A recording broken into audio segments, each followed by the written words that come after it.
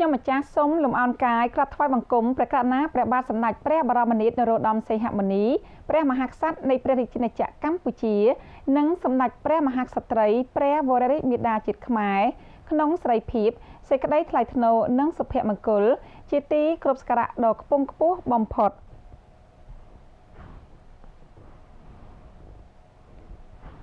ខ្ញុំម្ចាស់នាងខ្ញុំសូមលំអរកាយក្រាបថ្វាយបង្គំនិងសូមគោរពជំរាបសួរទូរទស្សនិកជនទាំងក្នុងនិងក្រៅប្រទេសជាទីគោរពនិងជាទីមេត្រី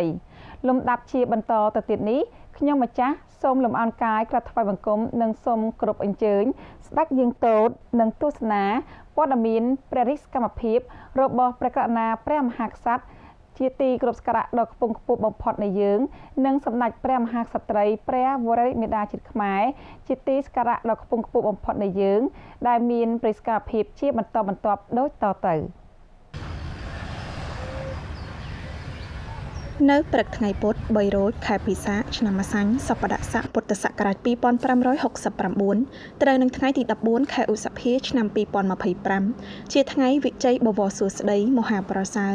នៃព្រះរាជពិធីបុណ្យចម្រើនព្រះជន្មវស្សាព្រះករុណាចាអង្គម្ចាស់ជីវិតលើត្បូងព្រះបាទសម្ដេចព្រះបរមនាថនរោត្តមសីហមុនីព្រះមហាក្សត្រនៃព្រះរាជាណាចក្រកម្ពុជាជាទីសក្ការៈដ៏ខ្ពង់ខ្ពស់បំផុតគម្រប់ព្រះជន្ម72ព្រះវស្សាយាងចូល73ព្រះវស្សាដែលពោពេញទៅដោយសេចក្តីសោមនស្សរីករាយជ័យមង្គលនិងជាប្រវត្តិសាស្ត្ររបស់ជាតិយើងនាឆ្នាំនេះ On s'est promis qu'on venait vous distraire. Oui. Parce que c'est une journée gay. Très bien. Alors distrayez-moi. Soyez les bienvenus. Venez, rentrez.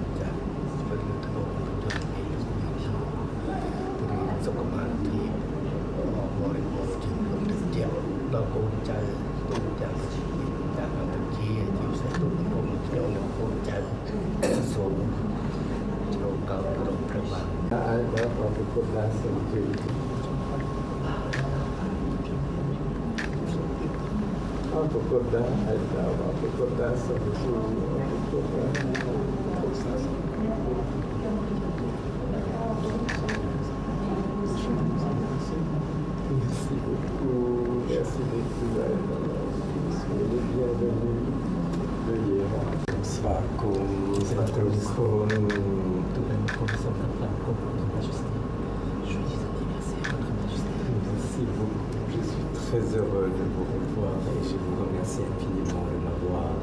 représenté pour le vin des bons. C'est très gentil de votre part.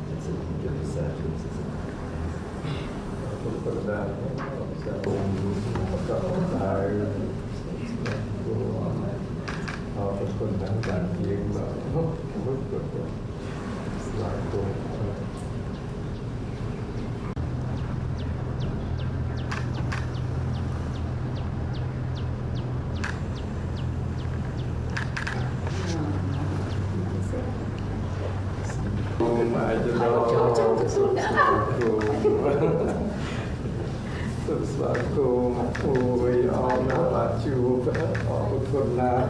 ជាង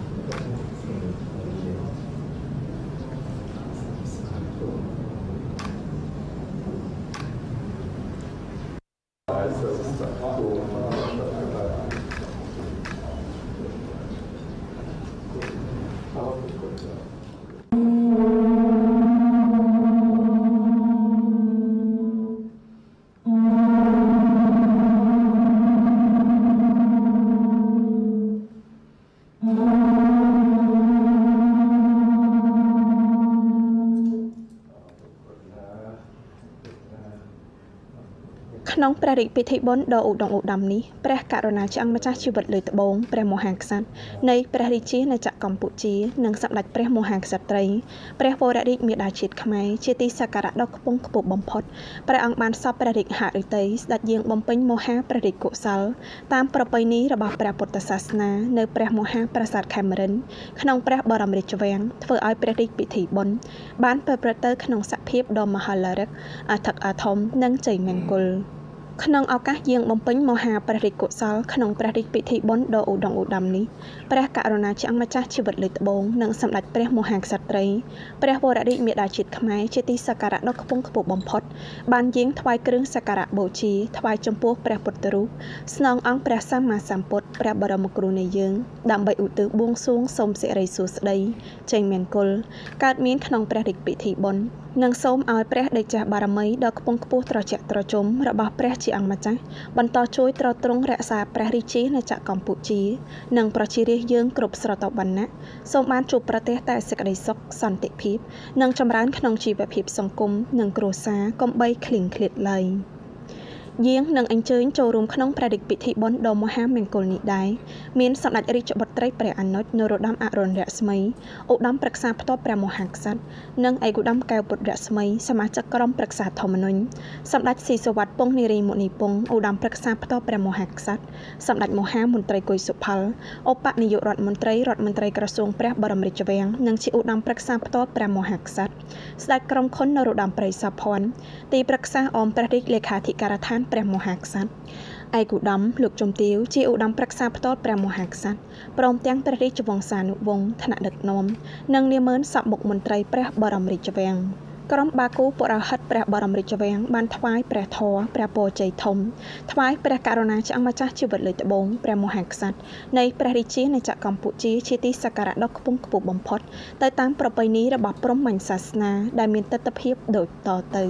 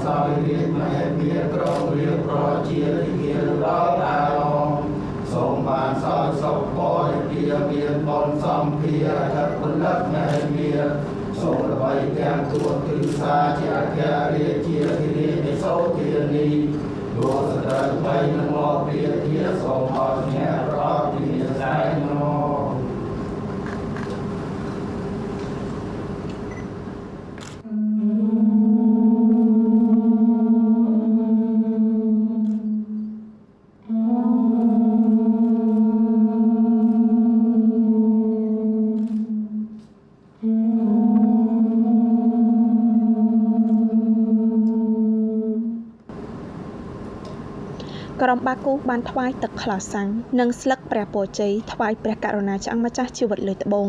ជាទីសក្ការៈដ៏ខ្ពង់ខ្ពស់បំផុតជានិមិត្តរូបនៃសិរីសួស្តីព្រះបរមសុខព្រះជន្មវស្សាយឺនយូរថ្វាយអង្គព្រះមហាក្សត្រ